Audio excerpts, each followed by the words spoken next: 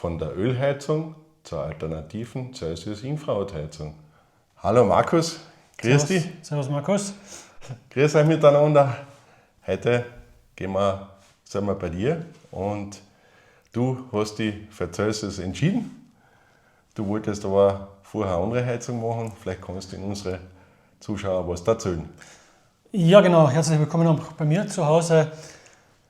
Wie bin ich zur Celsius-Heizung gekommen? Ja, ich habe jetzt ein Haus aus den 70er Jahren, das Haus nochmal general saniert mit Wärmedämmung, neuen Fenstern und so weiter. Und mittlerweile ist der Ölbrenner 30 plus und dann irgendwann mal steht es an, sich Gedanken zu machen für ein neues Heizsystem. Ich habe mir am Markt ein bisschen umgeschaut, habe da auch dann die ganzen Fördermöglichkeiten einmal durchforstet und habe mir dann Angebote eingeholt von diversen Installateuren, entweder eine Ölheizung mit einem Brennwertgerät neu zu sanieren oder halt die andere Alternative mit Pelletsheizungen. Ja.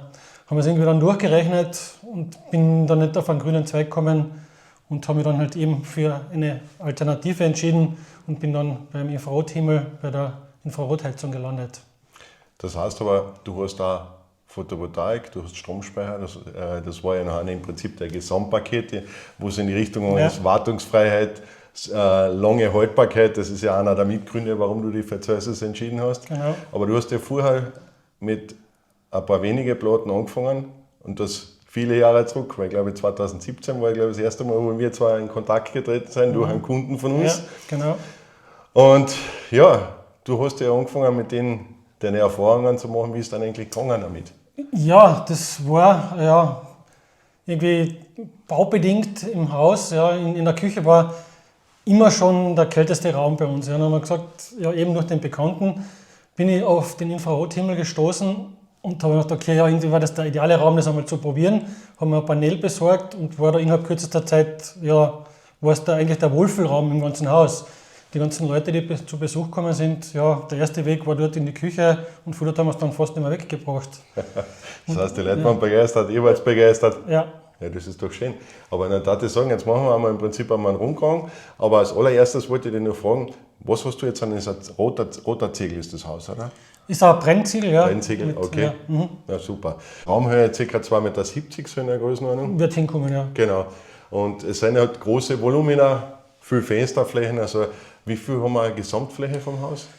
Herunten waren es ca. 120 und oben haben wir jetzt den Zubau. Ja. Das werden nochmal 40 sein, so 160 pro Haus. Ja. Perfekt. Dann schauen wir mal durch. Also da drinnen habt ihr jetzt ja zwei.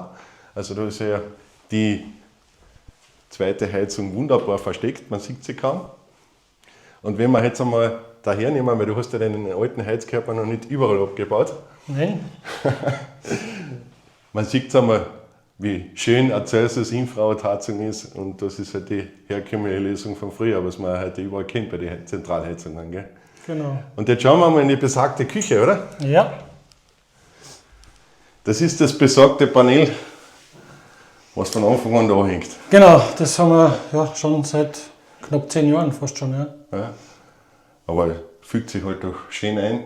Und darin war immer kalt. Gell? Ich kann mich erinnern, der Boden war sehr feucht am Anfang, wo wir da angefangen haben. Ja. Hat sich ja natürlich alles stabilisiert, das hat sich auch mit den Nachmessungen gezeigt.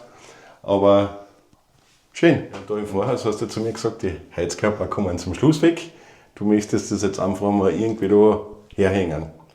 Und jeder, was es da sieht, das haben wir oft bei den Wohnungen auch schon sehr oft gemacht, das sind Edelstahlhaken und mit diesen Edelstahlhaken kann ich es wunderbar einhängen. Du bist da mit dem Strom unten rausgefahren und eine perfekte Lösung. Genau, ja. Genau so ist es. Und wenn er wegkommt, hängst du den auf die Wand auf und fertig ist die Geschichte. Das ist der Plan, ja. In Genau. den nächsten 1-2 Jahren haben wir das noch. Herinnen noch ein schönes Jugendzimmer Ja. und da wird halt viel am PC gesessen und da will der Sohn sich warm haben, oder? Ja. Bei dem haben wir ja das Problem gehabt, dass es schon zu warm war für ihn. Ja. Da haben wir schon regulieren müssen. Ja, Ja, aber zu warm ist eine gute Lösung, oder? absolut. Besser Ja, als nicht zu absolut, kalt. ja. Ja. Da haben wir jetzt ein sehr kleines Badezimmer und da reicht mir das kleine Typ 2 Panel. Ja, das ist eigentlich sensationell. Ja. Hätte man fast nicht gedacht. Weil auch im Badezimmer hätten wir es dann noch gern warm, aber bin positiv überrascht. Ja. Das ist doch schön. Merkst du erinnern auch, dass im Prinzip das Kondenswasser durch die Paneele getrocknet wird und auch, dass die Handtücher getrocknet werden? Ja, das ist, glaube ich, noch nicht ein Nebeneffekt. Ja, das kriegt man relativ schnell mit. Natürlich habe ich halt durch eine Dampfentwicklung, durch das Duschen erinnern, Klar. aber es ist dann relativ schnell dann auch wieder beseitigt. Ja. Ja, Infrarot verrennt über 60% die Luftfeuchtigkeit und dadurch kriegst du die Luftfeuchtigkeit gerade bei so einem kleinen Bad relativ schnell auch wieder aussehen. Das ist der Vorteil. Ja, und Markus, da in dein Schlafzimmer, du heizt ja darin mit dem Panel auch, aber in einer kühleren Temperatur. Ja, genau. Wie geht es euch mit dem Schlafen damit? Ja, wunderbar. Ja. Also in dem Raum haben wir mal ein bisschen Probleme gehabt mit Schimmel Ja, durch Baufeuchte ja, und das ist natürlich jetzt auch beseitigt. Ja. weg. Genau. Ja. So soll es sein. Ja, es ist ein Feuchtungs- und Heizgerät. Und das macht ja unser Produkt aus. Und deswegen kannst du ja mit diesen billigen Infrarot-Heizkörpern nicht vergleichen, eben durch die Reichweite und weil es halt einfach eine andere Steuertechnik ist und weil es einen anderen Wirkungsgrad hat. Und mich freut das immer schön, weil man merkt darin, habt ihr eine kühlere Temperatur, das soll ja auch so sein, aber trotzdem habt ihr eine gewisse Grundwärme herin und damit gibt es kein Kondenswasser und das ist perfekt. Ja. Und jetzt schauen wir noch weiter und zum Schluss kommen wir ein bisschen zu deinen Verbrauchsgeschichten, weil das ist sehr interessant, was du mir da schon erzählt hast. Ja. Und da haben wir jetzt noch dein zweites Badezimmer Ja. und das reicht auch aus, oder? Ja. Und du hast jetzt im Vorraum auch noch einen kleinen, fügt sich natürlich perfekt zwischen die Tierstückchen, einfache Montage, super Lösung. Ja. So soll es sein. Und jetzt haben wir da noch neben dir das Kinderzimmer, gell? Passt auch von der Wärme. Ja. Es ist, Noch keine Beschwerden gehört von der Tochter, ne? ja, das hättest du wahrscheinlich schnell zu mir gekriegt. Ja, ja. Nein, weil natürlich eine wunderbare Wärme. Ganz einfach von der Montage, Steckdosen hast du da gehabt. Genau. Also im Prinzip der ganze Aufwand war 2 Löcher bohren, aufhängen, fertig, oder? Und das war der sensationelle Vorteil, ja, wenn man denkt, wir haben in dem Haus schon sehr viel renoviert, ja. Ja. Und dann eine Heizung neu zu installieren, da habe ich schon ein bisschen Spundus gehabt davor, ja. Ja, klar. Und das mit den Paneelen, das hat sogar der Leute zusammengebracht. Das heißt, selber montiert, Ja, einfach montiert, das heißt nicht großartig eine Installationsarbeiten gehabt, oder? gar nichts, ne. Gar nichts, weil die Steuerung ist ja bei uns mit drauf, 2 Haken bohren, aufhängen, fertig. Ja. Und das hast du selber gemacht. Das habe ich Ja, mir selbst perfekt. zugetraut und auch hingekriegt. Ja. So soll es sein. Wunderbar. Dann reden wir jetzt noch ein bisschen über deine Gern, ja. Verbräuche. Ja. Und nachher, ja, Markus, was hast denn du früher da im Prinzip Ölkosten gehabt? Mit was für einer Größenordnung war denn das Haus? Öl, ja, vorm Wärme isolieren haben wir circa, würde ich sagen, an die 2000 Liter im Jahr gebraucht. Dann mit der Isolierung bin ich runtergekommen auf 1200 bis 1400 Liter. Okay. Aber plus Wartung, Verschleiß, allen um und dran, reden wir ja trotzdem irgendwo summa summarum auf und kehrer über 3000 Euro im Jahr. Ja, mit den aktuellen Preisen kommen wir da wahrscheinlich schon hin, ja. So ist es. Und dann hast du natürlich die Entscheidung Photovoltaik und Stromspeicher in Verbindung mit Celsius gemacht. Genau, ja, das war eine von, ja, sagen wir, von den letzten guten Entscheidungen, dass wir das halt irgendwie kombinieren. Ja, Von der Lage des Hauses, ja, eigentlich perfekt geeignet für Photovoltaik und dann in weiterer Folge. was habt ihr da für Seehöhe da? Was haben wir in Seepon? Ca. 600, würde ich sagen, bei uns 600, da. okay. Ja. Das heißt, im Winter war auch gescheit kalt, also jetzt hat es den letzten Tag 12, 13 Grad minus gehabt. Naja, das, Also wir reden mal vom Winter und nicht so wie bei unseren Ja. deutschen Freunden oft draußen und so, das ist ja bei uns eher wie Herbst. Weil man kann es nicht 1:1 vergleichen mit den Verbräuchen Österreich und Deutschland, das wollte ich eigentlich damit sagen. Ja, genau. Aber du hast mir was Interessantes früher gesagt. Du hast im April die Photovoltaik gemacht.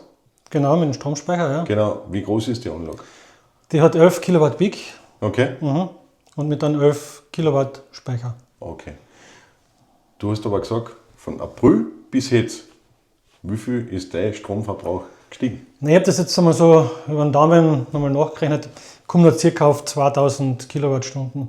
2000 Kilowattstunden von April 24 bis Jänner 25. Ja, circa. Das kann sich sagen lassen, oder? Ja, man hat mich selbst dann positiv erschreckt oder überrascht, wie man es dann halt nimmt. Ja, Ja. ja, konnte eigentlich das nur weiterempfehlen. Ja. Danke vielmals. Und das war jetzt auch genau die klassische Frage. Darfst du uns weiterempfehlen von den Celsius Infrarotheizungen? Ja, das ganze Gesamtpaket, das ja, ist, glaube ich, unschlagbar. Jede Sanierung ist da im kleinsten Rahmen durchgeführt und, ja, und die Wärme und der die Wärmeeinbringung im Haus ist einfach sensationell. Ja. Ist eine andere Wärme, oder? Ja, komplett andere Wärme, ja. Das kannst du nicht vergleichen mit dem, was wir davor gehabt haben. Das ist doch schön. Und in diesem Sinne, tut unseren Kanal abonnieren und tut liken oder schaut rein auf www.infrautimol.at und wir wünschen euch noch einen schönen Sonntag. Also bis demnächst. Pfiat euch. Tschüss.